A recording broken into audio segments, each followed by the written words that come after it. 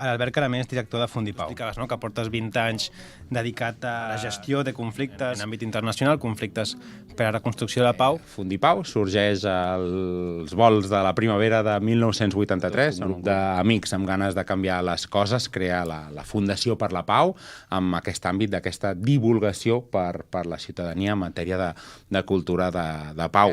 El que pràctiques sobre cultura de pau, sobre la no violència, sobre la gestió de conflictes, ho trobem en molts àmbits. I nosaltres podem aprendre des de molts altres col·lectius, de l'economia social i solidària, la justícia ambiental, els drets civils i polítics, etc. I per aquesta col·lectivització de les necessitats, seguir intentant aportar solucions alternatives, relats per a una construcció de la pau justa i positiva. I és aquí on tenim el repte. El model de la pau liberal és el que impera en els grans contextos. Hi haurà una gran contribució a la reconstrucció de societats. Sempre que hi hagi una aposta clara sobre un govern i un Parlament democràticament escollit.